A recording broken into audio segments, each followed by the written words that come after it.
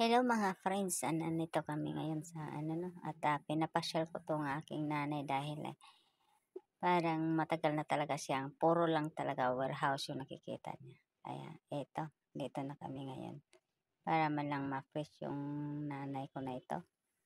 At makakita man lang daw siya ng mga building. Simulat sa pool daw siya nagiging guard, hindi na daw siya nakikita ng mga building. Puro na lang warehouse ang kanyang nakikita. Kaya eto, kaya pinasyal natin siya. At ito ay pasya lang. Hindi na kasamang kainan dito sa lakad na to. At medyo pagbalik ko kasi dito is medyo may kaibahan na yung Tama ngayon sinabi ng nanay ko nga, hindi na niya nakikita at hindi niya alam ang paligid ng Maynila. Kaya dito kami ngayon. At pinasyal ko siya dito.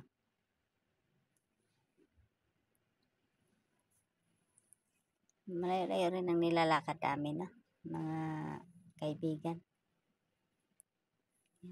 Ito lang talaga yung ginawa ko to nga vlog ngayon dahil gusto ko nga may remembrance siya. Habang kami ay naglalakad mga kaibigan.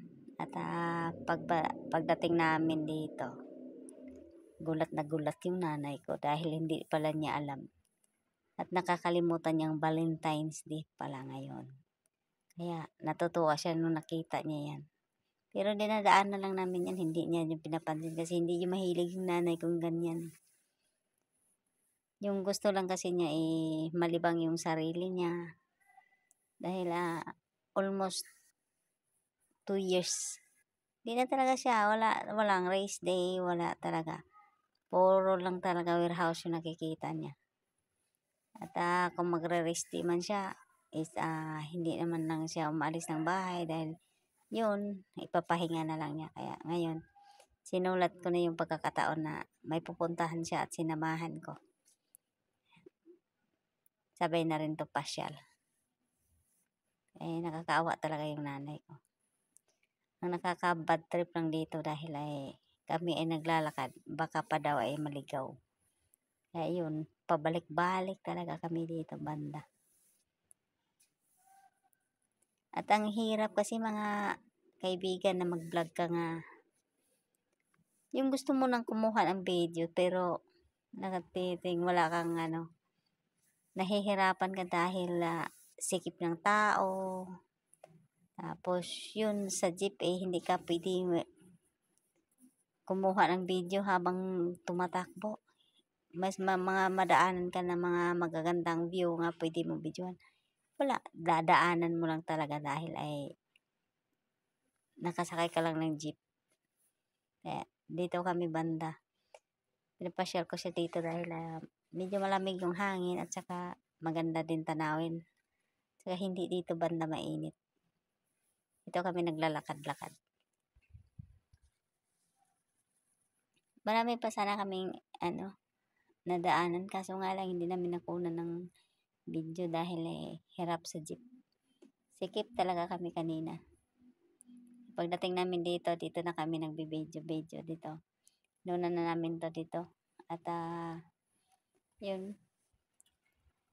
Parang nagrereklamo na. Masakit na daw paa niya. At gusto nang umuwi. Kung ako lang talaga talagang gusto ko kasi magsawa yung buong araw niya talagang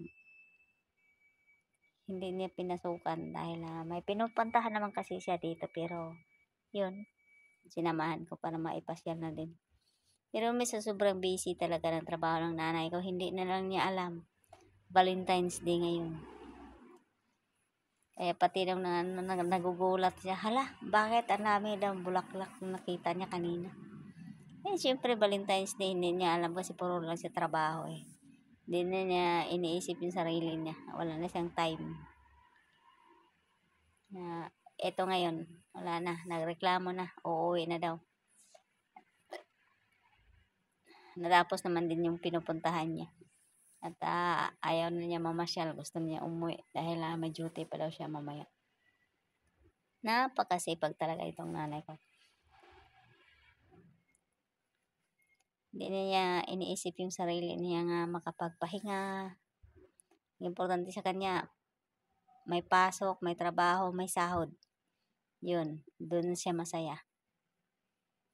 Kaya ako na rin ang gumawa ng paraan paano namin siya malibang.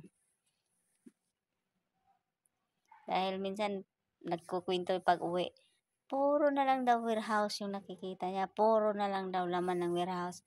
Kahit daw yung mga building daw hindi na niya nakikita. Kaya dito, pinasyal ko siya dito. Nagtaka nga siya na laki na daw ang pagbabago eh. Saka pala kung sino nakakaalam nito sa lugar na to, comment nyo lang sa comment section. Maganda tong lugar na to eh. At saka hindi pa to dati ganito ka ngayon mas nagkaroon na siya ng development. Dati nung pumupunta ko dati hindi pa to ganito. Ngayon ang laki ng talagang pagbabago sa lugar na to. Kung alam niyo tong lugar na to, i-comment nyo lang sa comment section.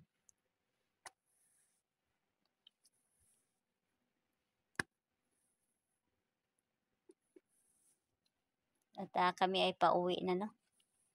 Pauwi na kami. Galing kami doon sa